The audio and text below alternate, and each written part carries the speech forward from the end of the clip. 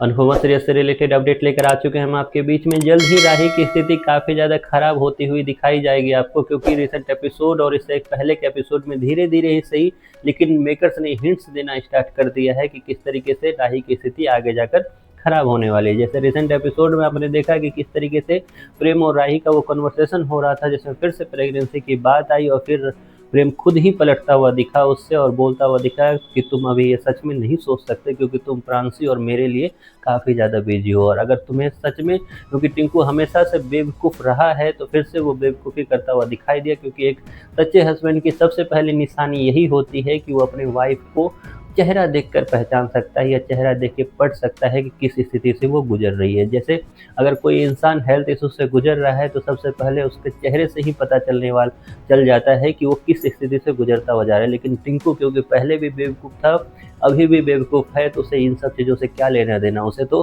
हराना है अनुपमा को, या यूँ बोलो कि उसे तो सबसे अपने जो कैफ़े है उसको काफ़ी ऊंचाइयों तक ले जाना है, जिसका रट्टा वो हर एपिसोड में रटता रहता है।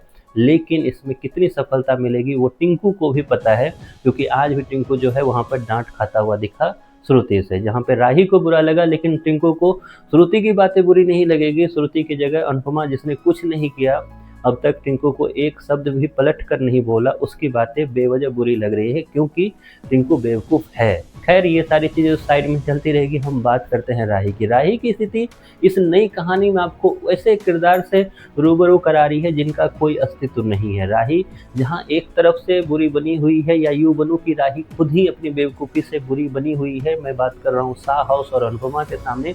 तो वहीं पर जिसके लिए वो कर रही है, उन लोगों के सामने भी राही का कोई वजूद नहीं है।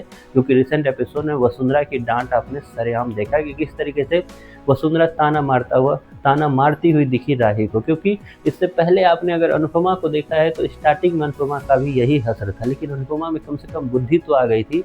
लेकिन राही में ऐसा लगता नहीं है कि उसके पास दिमाग आने वाला है, क्योंकि राही ना इधर की रह रही है, राही ना इधर की रह रही है। क्योंकि दोनों तरफ से जो है राही को वही सुनने को मिल रहा है। एक तरफ जहाँ उसे प्यार मिल सकता है, वहाँ अपनी बेवकूफ़ी से वहाँ सबके मन में बैर अपने लिए जगा कर रखा हुआ है उसने, और दूसरी तरफ जहाँ पे कभी प्यार मिल ही नहीं सकता, वहाँ पे बेफिजूल में वो मेहनत किए जा रही है। यहाँ तक कि हस्बैंड को भी टाइम नहीं है उसके चेहरे तक को देखने का, क्योंकि जिस ट्रॉमा से राही गुजर रही है। खैर, ये सारी चीज़ें आपको धीरे धीरे और बद से बदतर होती हुई दिखेगी, और प्रेम को जरा सा भी भनक तक नहीं लगेगी। हालांकि राही भी कुछ बताती हुई नहीं दिखेगी आपको, लेकिन ऐसी स्थिति में बताया नहीं जाता है। ऐसी स्थिति में इंसान को समझ आ जाता है, जो कि प्रेम फिर से असफल होता हुआ दिखेगा। और मैंने पहले भी बोला है, मैं आज भी बोल रहा हूँ, इस कहानी के एंड तक जाते जाते प्रेम सबसे बड़ा लूजर साबित होगा, ना सिर्फ कैफे वर्सेज कैफे की जंग में, बल्कि पर्सनल लाइफ में भी। और हमेशा याद रखिए कि मेकर जो हैं, जो भी आगे दिखाते हैं उससे पहले ही वो आपको हिंट्स देते हैं।